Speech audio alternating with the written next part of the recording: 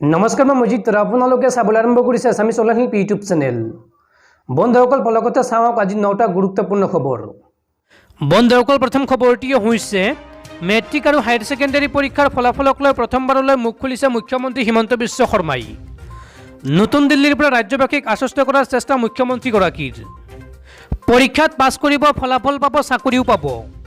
High school শিক্ষান্ত পৰীক্ষা, হাই মাদ্ৰাছা আৰু উচ্চতৰ মাধ্যমিকৰ চূড়ান্ত বৰ্ষৰ পৰীক্ষাক লৈ দিল্লীত এই গুৰুত্বপূৰ্ণ মন্তব্য মুখ্যমন্ত্ৰী হিমন্ত বিশ্ব শৰ্মাৰ। মুখ্যমন্ত্ৰীৰ মন্তব্য, এইবাৰ যিসকলে পৰীক্ষাত পাছ কৰিব তেওঁলোকে চাকৰি পোৱা নোপোৱাটোক লৈ ভুল বুজাবুজি হৈছে।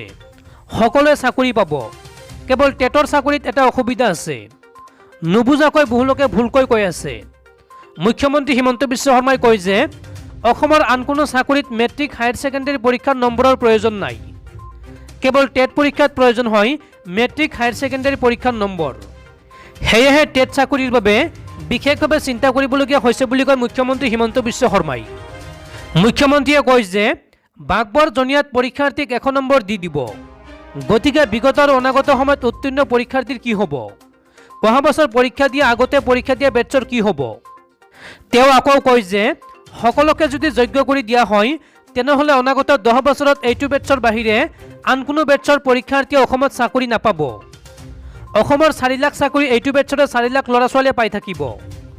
এনে ক্ষেত্ৰত আগৰ আৰু পিছৰ বেটছৰ পৰীক্ষাৰ্থী আদালতত গোচৰ ধৰিলে অন্য এক সমস্যাৰহে সৃষ্টি হ'ব। কেৱল এই বৰ্ষৰ নহয়, আগৰ আৰু আগন্তুক বৰ্ষৰ পৰীক্ষাৰ্থীসকলৰ কথা বিবেচনা কৰি চৰকাৰে মূল্যায়ন নীতি প্ৰস্তুত কৰা বুলি উল্লেখ কৰে মুখ্যমন্ত্ৰী হিমন্ত বিশ্ব শৰ্মাই। আৰু যদি কোনোবাই পৰামৰ্শ দিব বিচাৰে তেতিয়াহ'লে ইয়াতকৈ ভাল পৰামৰ্শ দিব বিচাৰিলে আপোনালোকে চৰকাৰক দিব পাৰিব, এইদৰে মন্তব্য কৰে মুখ্যমন্ত্ৰী হিমন্ত বিশ্ব শৰ্মাই। বন্ধুসকল তাৰপিছৰ খবৰটিয়ে হৈছে 2022 চনৰ ভিতৰত দেশৰ সকলো দৰিদ্ৰ লোকক দিয়া হ'ব চৰকাৰী ঘৰ। দেশৰ দৰিদ্ৰ লোকে লাভ কৰিব চৰকাৰী ঘৰ। 2022 চনৰ ভিতৰতে দৰিদ্ৰ লোকক চৰকাৰী ঘৰ দিবলৈ সাজু হৈছে কেন্দ্ৰীয় চৰকাৰ। দেশৰ বিভিন্ন প্ৰান্তত দ্ৰুতগতিত চলিছে কাম কাজ। কেন্দ্ৰীয় মন্ত্ৰী হৰদীপ সিং পুৰীয়ে টুইটযোগে প্ৰকাশ কৰিছে বাসগৃহৰ আলোকচিত্ৰ। প্ৰধানমন্ত্ৰী আৱাস গৃহৰ নগৰাঞ্চলত ঘৰ দিবলৈ সাজু হৈছে কেন্দ্ৰীয় চৰকাৰ। 6টাকৈ মেগা প্ৰজেক্টৰ কাম চলি আছে দেশৰ বিভিন্ন প্ৰান্তত। 2022 চনৰ ভিতৰতে সকলো যোগ্য হিতাধিকাৰীক ঘৰ দিয়াৰ প্ৰতিশ্ৰুতি দিছিল কেন্দ্ৰীয় চৰকাৰে। কোনে কোনে লাভ কৰিব এই সুবিধা চাওঁ আহক। 3 লাখ টকাৰ বাৰ্ষিক আয় হ'লেও কৰিব পাৰিব আবেদন। প্ৰয়োজন হ'ব আধাৰ কাৰ্ড, বেংক পাছবুক আৰু ফটো। অধিক তথ্যৰ বাবে আপোনালোকে ফোন কৰিব পাৰিব। 2টাকৈ নম্বৰ মুকলি কৰা হৈছে। প্ৰথম নম্বৰটো হৈছে 01123063285 আৰু এটা নম্বৰ হৈছে 01123060484। ৱেবছাইট যোগে আপোনালোকে আবেদন কৰিব পাৰিব। ৱেবছাইট হৈছে www.pmayurban.gov.in। এইটো ৱেবছাইটত লগ ইন কৰি আপোনালোকে আবেদন কৰিব পাৰিব। এইটো কেৱল নগৰাঞ্চলৰ বাবে, আৰু যদি আপুনি গ্ৰামাঞ্চলৰ লোক হয় তেতিয়াহ'লে আপোনালোকে গ্ৰামাঞ্চলৰ ৱেবছাইটত ভিজিট কৰিব অথবা আপোনালোকে পঞ্চায়তত যোগাযোগ কৰিব। আপোনাৰ যি নেকি পঞ্চায়ত অফিচ আছে পঞ্চায়ত অফিচত আপোনালোকে যোগাযোগ কৰিব। বন্ধুসকল তাৰপিছত 3 নম্বৰ খবৰটো জনাৰ আগতে আপোনালোকে এটা সৰু ৰিকুৱেষ্ট, যদি এতিয়ালৈকে এইটো ভিডিঅ'ত লাইক কৰা নাই তেন্তে প্লিজ এটা লাইক কৰি দিয়ক, আৰু এনেকুৱা ধৰণৰ নতুন নতুন ভিডিঅ' পাবলৈ চেনেলটো ছাবস্ক্ৰাইব কৰি কাষত থকা বেল আইকনটো প্ৰেছ কৰি ৰাখক। বন্ধুসকল তাৰপিছৰ খবৰটি হৈছে অখিল গগৈ জন্মগতভাৱে আন্দোলনকাৰী, তেওঁ সমাজৰ ক্ষতি কৰা এগৰাকী ব্যক্তি। এই মন্তব্য নলবাৰী সমষ্টিৰ বিধায়ক জয়ন্ত মল্ল বৰুৱাৰ। অখিল গগৈ জন্মগতভাৱে আন্দোলনকাৰী, তেওঁ সমাজৰ ক্ষতি কৰা এগৰাকী ব্যক্তি। এই মন্তব্য জয়ন্ত মল্ল বৰুৱাৰ। কিছুদিন পূৰ্বে মুকলি আকাশৰ তললৈ আহিছে ৰাইজৰ দলৰ সভাপতি অখিল গগৈ। নেতাগৰাকীৰ মুক্তিৰ পিছতে বহুতে আনন্দ উল্লাস কৰে যদিও আন বহুতে বিতৰ্কমূলক মন্তব্য কৰা দেখা যায়। নলবাৰীৰ বিধায়ক জয়ন্ত মল্ল বৰুৱাইও অখিল গগৈৰ বিৰুদ্ধে বহু বিতৰ্কমূলক মন্তব্য কৰা দেখা যায়। তেওঁ কয় যে অখিল গগৈ জন্মগতভাৱে আন্দোলনকাৰী, অখিল গগৈ স্বভাৱসুলভ আন্দোলনকাৰী, তেওঁ হ'ল সমাজৰ ক্ষতি কৰা আৰু উচতনি দিয়া এগৰাকী ব্যক্তি। লগতে কয় যে অখিলে আত্মজা দিবলৈ উচতনি দিয়ে, তেওঁক লৈ আমাৰ চৰকাৰে কোনো চিন্তা নকৰে। তেওঁৰ বিৰুদ্ধে অসম চৰকাৰৰ হাতত বহু তথ্য আছে। অখিলৰ উৎপাত বাঢ়িলে চৰকাৰে তথ্যসমূহ ৰাজহুৱা কৰিব বুলি কয় বিধায়কগৰাকীয়ে। বন্ধুসকল তাৰপিছৰ খবৰটি হৈছে অসমত বৃদ্ধি পাই আছে কৰোনাত আক্ৰান্ত হোৱা আৰু মৃত্যু হোৱা লোকৰ সংখ্যা। অসমত বিগত 24 ঘণ্টাত নতুনকৈ পুনৰ 2375 গৰাকী লোকৰ দেহত কোভিড-19 পজিটিভ ধৰা পৰিছে। অসমত বিগত 24 ঘণ্টাত 1,34,085 গৰাকী লোকৰ কোভিড টেষ্ট সম্পন্ন কৰা হৈছিল আৰু ইয়াৰে ভিতৰত 2375 গৰাকী লোকৰ দেহত কোভিড-19 পজিটিভ ধৰা পৰে। আৰু অসমত বিগত 24 ঘণ্টাত কৰোনাত আক্ৰান্ত হৈ 28 গৰাকী লোকৰ মৃত্যু হৈছে। বন্ধুসকল, তাৰ পিছৰ খবৰটি হৈছে উত্তৰ পূবৰ এইখন ৰাজ্যত বৃদ্ধি পাইছে কোভিডৰ সংক্ৰমণ। 9 জুলাইলৈকে সান্ধ্য আইন ঘোষণা।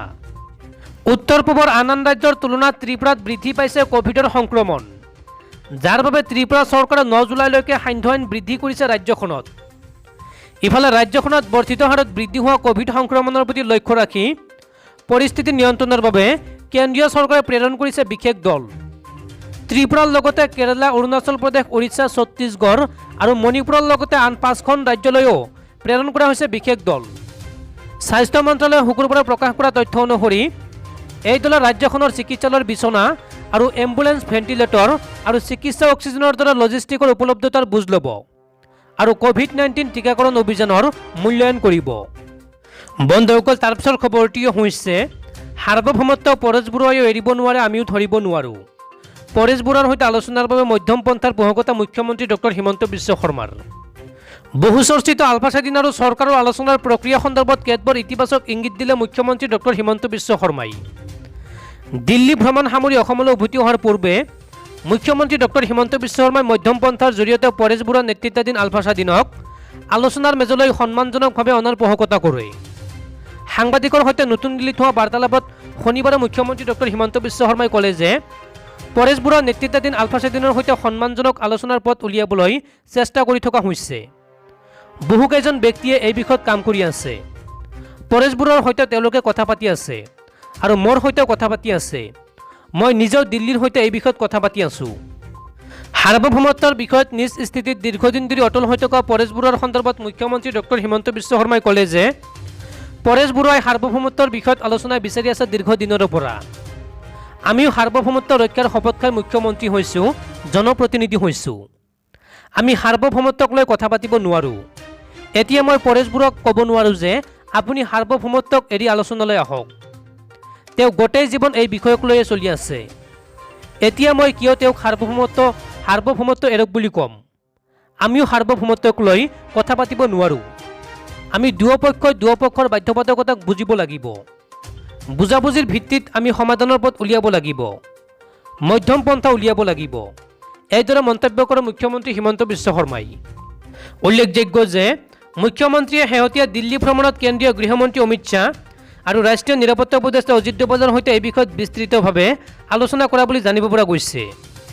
বন্ধুসকল, তাৰ পিছৰ খবৰটি হৈছে সমষ্টিত এক্টিভ ৰূপত বিধায়ক অখিল গগৈ। পুৱা 5 বজাৰ পৰা সন্ধিয়া 5 বজা পৰ্যন্ত সমষ্টিৰ চুককোণৰ বুজ ল'লে বিধায়ক অখিল গগৈয়ে। কীৰ্তিচিহ্নসমূহৰ দুৰৱস্থা দেখি কৰিলে দুখ প্ৰকাশ।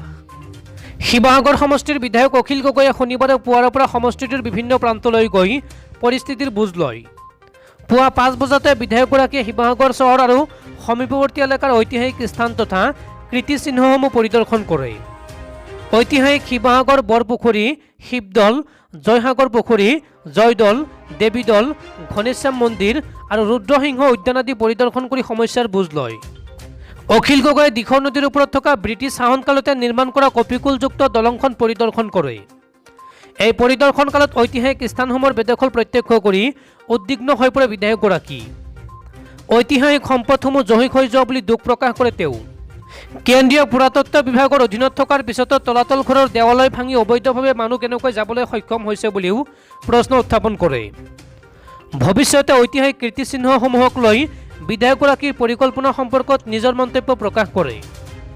ঐতিহাসিক সম্পদসমূহ সংৰক্ষণত তেওঁ গুৰুত্ব দিব বুলি আশ্বাস দিয়ে। ইপিনে ইয়াৰ পিছতে অখিল গগৈয়ে চেৰেকাপাৰ হাঁহচোৰা চাউলকুৰা ভ্ৰমণ কৰি জনসাধাৰণৰ সমস্যাৰাজিৰ বুজ লয়। বিধ্বস্ত হৈ থকা চাউলকুৰাৰ কেইবাটাও পথ প্ৰত্যক্ষ কৰাৰ লগতে যিবিলাক এলেকা পানীত বছৰি ডুব যায় সেই অঞ্চলসমূহ পৰিদৰ্শন কৰে। বন্ধুসকল, তাৰ পিছৰ খবৰটি হৈছে অখিল গগৈয়ে নিজকে বিশেষ শ্ৰেণীৰ মানুহ বুলি ভাবে, সেয়েহে তেওঁৰ অভিযোগ বেছি। অখিল গগৈক উদ্দেশ্যি এই মন্তব্য অসম চৰকাৰৰ কেবিনেট মন্ত্ৰী পীযুষ হাজৰিকাৰ।